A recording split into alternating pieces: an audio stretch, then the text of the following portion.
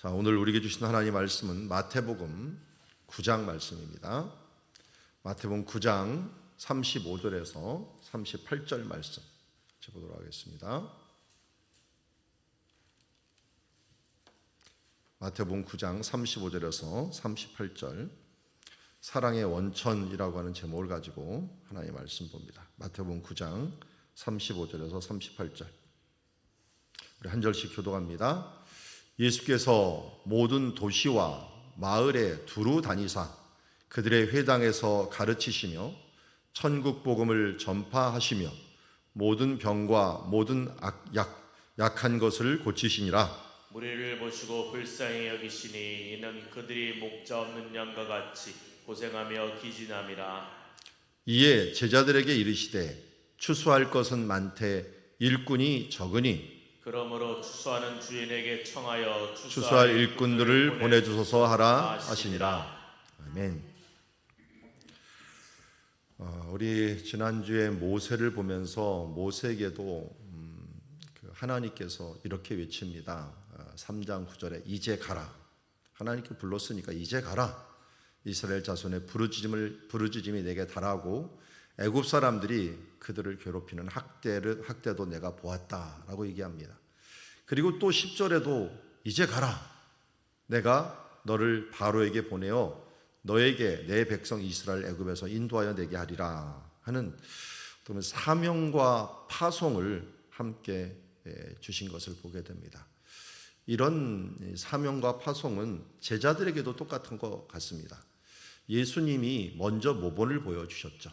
그래서 오늘 본문 9장 35절에 보니까 예수님께서 하신 일을 동사로 따지면 이렇게 됩니다.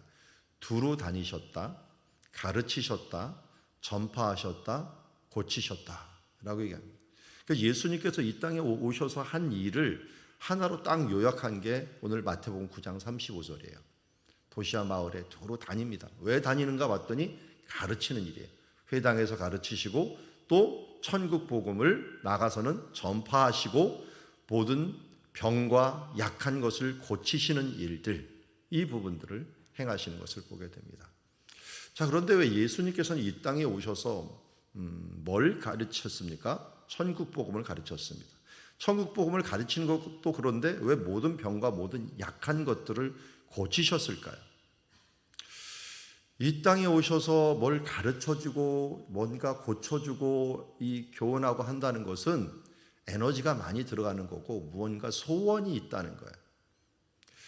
이 천국 복음을 가르쳤다라고 하는 것은 어떻게든지 이 땅에서 끝나는 삶이 아니라 이 땅에서 하나님 나라에 들어갈 수 있는 천국의 그 소망을 두고 천국에 대한 그 이정표를 알려주고 가는 길들도 알려주고 그리고 이 땅에서조차도 병들고 약한 것들을 고쳐주신 것입니다. 예수님은 돈을 받지 않았습니다. 그리고 차라리 희생하고 섬기면서 이 땅에서 모든 것을 행하셨습니다. 심지어 자신은 배가 고팠을 때 돌을 떡으로 하나 만들어 먹지도 않았던 분이 2, 3일 같이 있으면서 이 배를 곱는 사람들이 있는 것을 같아서 오병이어 떡 5개와 물고기 2마리로 5,000명을 먹이시기도 하고 떡 7개와 물고기 2마리를 가지고 이 4,000명을 먹이기도 하시는 일들을 하시면서 남들은 이렇게 잘해주면서 자신은 철저히 절제하는 삶들을 살았던 이유는 무엇일까요? 그에게는 사랑의 마음이 있었기 때문에 그렇습니다. 하나님은 사랑이시다라고 이야기를 했죠. 우리가 잘 알듯이 우리 D6의 큰 대계명은 예수님이 주신 계명입니다. 마태복음 22장 37절에 보면은 오늘 이 신명기 6장 말씀을 예수님께서 하십니다. 마태복음 22장 37절에 이렇게 얘기합니다. 예수께서 이르시되 내 마음을 다하고 목숨을 다하고 뜻을 다하여 주 너희 하나님을 사랑하라 하셨으니 이것이 크고 첫째 되는 계명이다. 그리고 둘째도 그와 같으니 내 이웃을 내 몸과 같이 사랑하라. 한마디로 예수님의 가장 큰 계명이라고 하는 것은 사랑이었습니다. 사랑하라 명령을 했습니다. 그래서 누구에게? 먼저 하나님께. 어떻게? 마음을 다하고 목숨을 다하고 뜻을 다하여서 주 하나님을 사랑하고 또 둘째는 그와 같이 하라는 거예요. 다른 게 아니에요. 그와 같이 내 이웃을 내 몸과 같이 사랑하라. 예수님은 이렇게 말씀하시면서 천국 복음을 전파하시면서 그것을 그대로 실천하며 다니셨습니다. 그런데 이 사랑의 마음, 이런 일들을 행하는 마음에 기저가 됐던 마음들이 바로 사랑이라고 할 수가 있는데, 그 사랑을 또 다른 말로 36절에 이렇게 얘기합니다. 무리를 보시고 불쌍히 여기시니 라는 말을 합니다. 불쌍히 여기시니. 이는 그들이 목자 없는 양같이 고생하며 기진함이라. 불쌍히 여기다는 말을 제가 몇 번은 얘기를 해드린 것 같아요. 이 헬라어로는 스플랑크 니조마이라고 하는 말을 쓰는데, 스플랑크 니조마이라는 것은 이 안에 창자, 이 안에 있는 마음, 이 부분들이 막 동한다, 움직인다라고 하는 뜻을 가지고 있어요. 이것을 불쌍히 여긴다는 말을 쓸 때 그냥 불쌍히 여기는 말로 쓰는 말이 있어요. 근데 이런 말보다는 이 스플랑크 니조마이라는 말을 쓸 때는 그냥 아우 안타깝다 이렇게 한 게 아니라 이 내부에서부터 막 솟아나는 그 마음, 어찌할 줄을 모르는 불쌍히 여기는 마음인데요. 이것을 이제 왜 이 말을 썼냐면, 히브리 사람들, 성경에서 마음을 창자에 있다고 봤어요. 우리도 마음이 창자에 있다고 보죠. 심장이 아프다, 이렇게 보면 심장이 창자잖아요. 그러니까 이스라엘은 이제 크게 봤어요. 창자가 막 그냥 뒤틀린다라고 하는 것처럼 여기에 있는 예수님의 마음은 이 내부에서 이 마음이 막 뒤틀리듯이 아픈 거예요. 막 불타오르는 거예요. 그게 바로 이 예레미야서 20장에 보면 이런 말씀이 있어요. 내가 다시는 여호와를 선포하지 아니하며 그의 이름으로 말하지 아니하리라 하면 나의 마음이 불붙는 것 같아서 골수에 사무치니 답답하여 견딜 수 없나이다. 사명을 받고 그 이야기를 안 하려고 했더니, 너무 힘들어서 안 하려고 했어요. 그랬더니 나의 마음이 불이 붙어서 골수에 사무치니 답답하여 견딜 수가 없다. 이게 예레미야의 말이에요. 예레미야는 이스라엘이 멸망할 때 이거 저주를 계속 선포해야 되고 멸망을 선포해야 되니까 얼마나 힘들었겠어요. 그런데 난 못하겠습니다, 나 안 하겠습니다 했더니 내 마음이 불붙어서 골수에 사무치니 답답하여 견딜 수 없나이다. 만약 예수님이 지금 복음을 전하지 않고 안 했다면 아마 이런 마음이었을 거예요. 아니, 복음을 전할 때도 마음에 불 붙는 것 같아서 골수에 사무쳐 갖고 답답하여 견딜 수 없다. 마음에 불 붙고 답답하여서 골수에 사무쳐 갖고 어찌할 수 없는 그 마음 상태가 아마 스플랑크 니조마이. 무리를 보시고 봤더니 너무 안타까운 거예요. 그들의 삶들이 꼭 목자 없는 양이 흩어지는 삶과 같아서. 여러분, 목자 없는 양이 어떤 양이냐? 그냥 먹을 것, 마실 것, 어떤 것도 보장받지 못해요. 양은 머리가 나빠서 자기가 어디에 물이 있는지, 어디에 풀이 있는지 이걸 맨날 갔던 데는 기억하는데요, 새로 가는 데는 기억을 한 번도 못해요. 그렇다는 잘못된 새로운 길을 갔다가 돌아오질 못해요. 이게 바로 양의 특징입니다. 목자 없는 양같이 가다가는 그야말로 이리떼한테 잡혀 먹이는 거는 시간 문제였죠. 그러면서 물도 찾지 못하고 이 풀도 찾지 못해서 고생하며 기진하는 그 존재와 같은 무리들, 이게 바로 우리들의 모습이 아닐까요? 예수님께 우리의 모습을 이렇게 보신 것입니다. 방향도 알지 못하고 어떻게 살아야 될 줄도 알지 못하는 우리들. 많은 사람들이 자기 소견에 오른 대로 가지만 그 소견에 오른 대로 사는 사람들이 꼭 목자 없는 양과 같은 것 같습니다. 분명한 목표도 잃어버리고 목자가 없어서 인도함도 받지 못하고 이 좌충우돌 하면서 그때그때 기준이 달라지고 그때그때 생각이 들려지고 하면서 살아가는 이 모습들을 보면서 안타까운 하는 모습이 바로 예수님의 모습이라고 할 수가 있을 것입니다. 그래서 오늘 예수님께서 이런 마음 때문에 37절에 이야기하는 것입니다. 이에 제자들에게 이르시되 추수할 것은 많되 일꾼이 적으니. 일꾼은 무엇입니까? 한마디로 목자 역할을 할 사람들이죠. 그래서 베드로 자신도 이야기하기를 목자 된다라고 얘기합니다. 그러니까 하나님께서 이 베드로에게 마지막으로 그에게 사명을 줄 때 뭡니까? 내 양을 먹이라, 내 양을 치라. 이건 뭐예요? 그 양과 또 이 양들에 대한 목자로서 내가 그 일들을 행하라라는 거예요. 예수님으로부터 방향을 알고 어디로 가야 될지 무엇인가를 알았으면 너도 배운 대로 그렇게 하라는 거예요. 우리는 뭐 대단한 사람이 양치는 줄 알죠. 저는 이 이스라엘 가갖고 이 지금 팔레스타인 가운데 전쟁이 있지만 그들이 이렇게 양떼 치는 모습 보면은 뭐 전쟁할 사람 같지도 않고 너무 한가하게. 그래서 양은 누가 치냐면 대부분 지금 그 남자 어른이 치는 게 아니라 아이들이 쳐요. 양이 순하니까. 그리고 또 여자들이 많이 쳐요. 여자 아이도 많이 치고. 양은 그냥 목자를 잘 따라다녀요. 그러니까 부모한테 어디 가서 이 풀 먹이고 와, 어디 가서 물 먹이고 와. 그러면 애들도 하는 거야, 애들도. 그럼 애들이 막대기 하나 들고서 따라오라고 소리만 지르면 양이 그대로 따라갔다가 그대로 와요. 그러니까 우리는 추수와 일꾼이 뭐 대단한 것들을 배운 사람처럼 보이는데 가야 될 장소를 갔다가 오는 거예요. 풀 먹이고 오는 거고 물 먹이고 오는 거예요. 그리고 집으로 돌아오는 거예요. 우리는 우리 목자가 돼갖고 좀 지식이 없어서 뭐가 없어서 전도를 못하고 뭐가 없어서 인도를 하지 못하고 그러는데요. 섬기는 각오만 있으면 하라는 대로 거기 갔다 오면 돼. 이 말씀 가지고 그냥 살면 돼. 이 말씀 따라서 이렇게 갔다가 와. 다시 교회로 오는 거예요.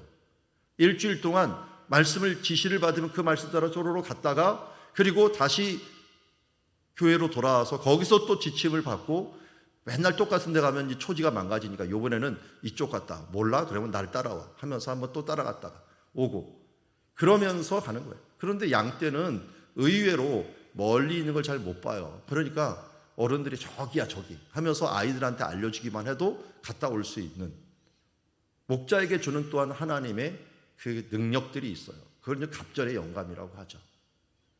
그러기에 우리 이 제자들에게도 말하는 겁니다. 또 다른 말로 얘기하는데 목자라는 말보다는 이 추수할 일꾼이라고 얘기합니다. 추수할 것은 많되 일꾼이 적으니 그러므로 추수할 주인에게 청하여 추수할 일꾼을 보내주소서 하라. 오늘 우리 앞에도 찬양을 했지만 이사야서 6장 8절에 보면 내가 누구를 보내면 누가 우리를 위하여 갈꼬 하시면서 이사야를 부릅니다. 그때 이사야가 뭐라고 얘기합니까? 내가 여기 있사오니 하면서 나를 보내소서 자신을 보내달라고 얘기를 하는 겁니다. 이사야가 갑자기 능력을 갖춘 것 아닙니다. 하나님의 사명을 받고 또 정말 일꾼이 적고 일꾼들이 필요한 그 시대를 보면서 눈이 뜨다 보니까 내가 여기 있사오니 나를 보내소서라고 대답을 하는 것을 보게 됩니다. 오늘 우리는 이 시대에서 말씀을 보면서 예수님의 사랑의 원천이 어디서 왔는지를 깨달을 수가 있습니다. 예수님의 사랑의 원천은 바로 이 불쌍히 여김에서 왔습니다. 불쌍히 여기는 그 마음에서 가르치고 전파하고 고치는 그 마음들이 왔다는 거예요. 다른 말로 사랑에서 왔다는 거죠. 그 마음 깊은 곳에서 목자 없는 양같이 헤매면서 어디로 어떻게 가야 될지 모르는 마음. 우리도 마찬가지입니다. 우리가 대단한 능력이 있어서 일하는 그것보다도 예수님은 우리가 잘못된 길로 가는 사람들을 향한 불쌍히 여김의 마음, 이 마음이 우리 가운데 있어야 됨을 얘기합니다. 예수님이 그 마음으로 이 땅에 오셔서 일하신 것처럼 우리도 보십시오. 누가 그 얘기를 하더라고요. 전쟁이 나면은 지금 전쟁이라는 이곳저곳이 있지만 우리가 이곳에서 안타까움을 느끼는 것보다도 몇만 배를 그 사람들은 실제로 느끼는 거예요. 우리 김창호 선교사님이 이제 다음 한 3주 후에는 또 다시 우크라이나로 들어가려고 하는데 거기서 느꼈던 것들을 가지고 왔는데 잠을 못 자겠다는 거예요. 이게 벌써 트라우마가 생겨갖고 언제 어디서 폭탄이 날라와갖고 떨어질지 모르는 그 상황을 왔다 갔다 하다 보니까 그 지역만 가면 사람들이 눈이 멍해져가고 잠을 못 잔답니다. 어떻게든지 구제하는 일들을 하고는 있지만 그래도 지금도 그렇게 살아가는데, 여러분, 그들을 향한 불쌍히 여김이 그 마음으로 들어가 버리면 하나님이 우리에게 직접 오셔서, 우리 지난주 말씀에도 자세히 보시고 직접 방문하셨다 그랬잖아요.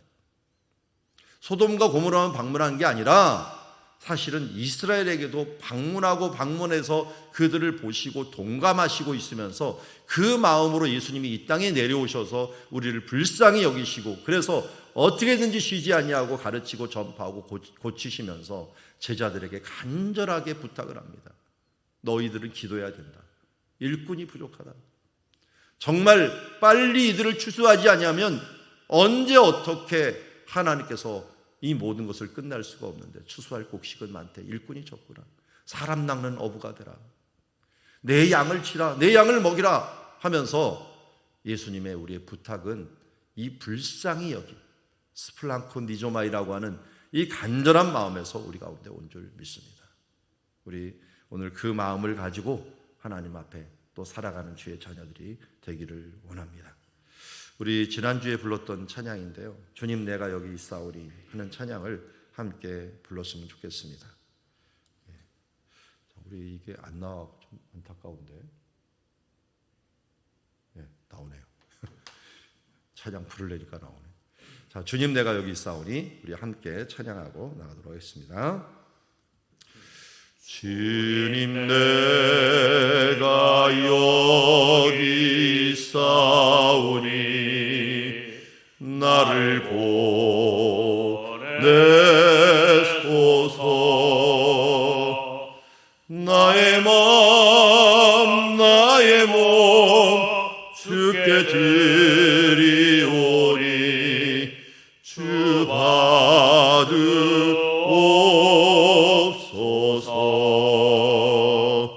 주님 내가 여기 있사오니 나를 써주소서.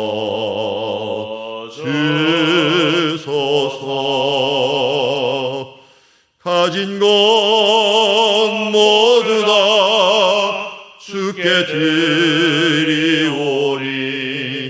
주 받으옵소서.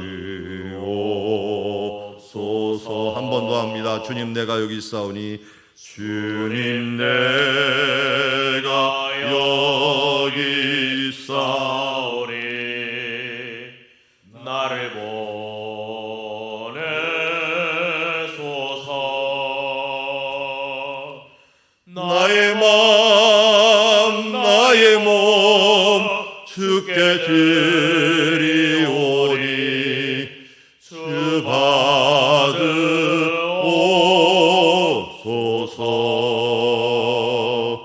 주님 내가 여기 있사오니 나를 써주소서.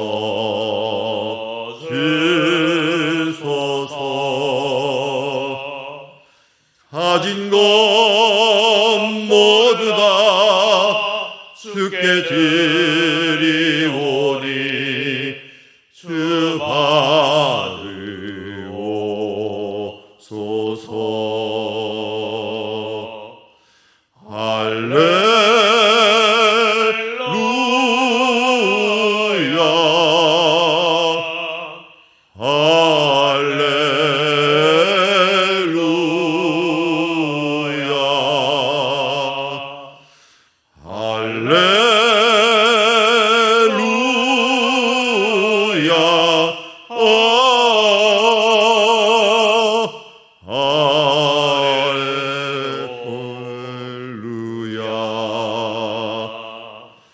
나를 받으옵소서.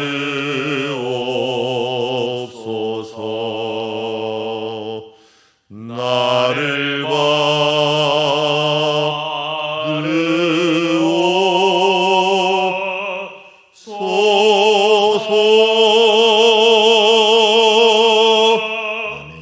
기도하겠습니다.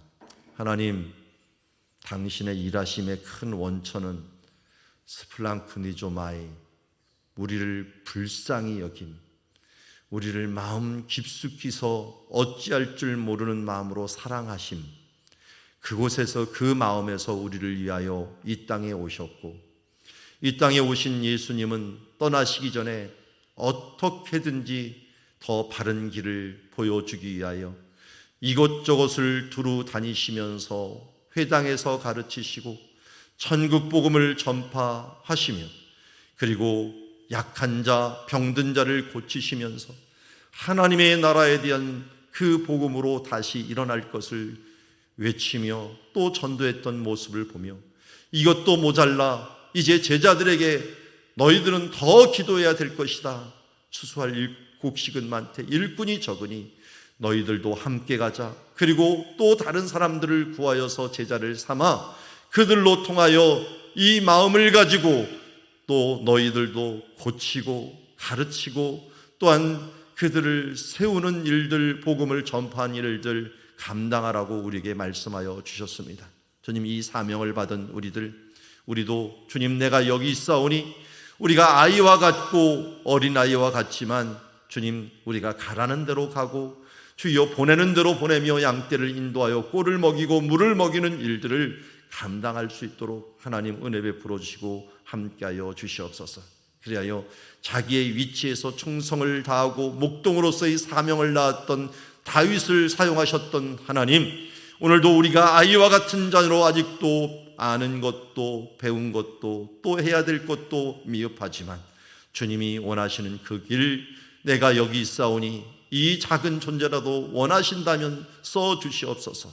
그리고 또한 다른 사람들에게도 이 길을 가르쳐서 우리의 작은 지식, 주님, 아직도 미흡한 우리들의 모습이지만 양떼를 이끌 수 있을 만큼 주신 그 능력과 권한을 가지고 최선을 다하여 오늘 하루도 주님, 우리에게 맡겨진 하나님의 기업인 자녀들과 주변의 사람들을 인도할 수 있는 주의 자녀들 되게 하여 주시옵소서.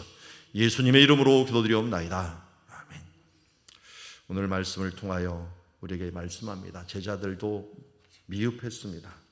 그리고 어린아이와 같았습니다. 그러나 그들도 이끌었습니다. 또 그들에게도 또 다른 사람들을 이끌라고 얘기합니다. 우리에게 주신 지금까지의 힘과 능력을 가지고 오늘 하루도 주님, 내가 여기 있사오니 나를 써주시옵소서 하는 마음을 가지고 충성을 다하여 일하고 또 다른 사람에게 이 일을 위임할 수 있는 우리가 될 수 있도록 위해서 함께 주님의 마음을 가지고 살아가는 오늘 하루가 되게 하옵소서.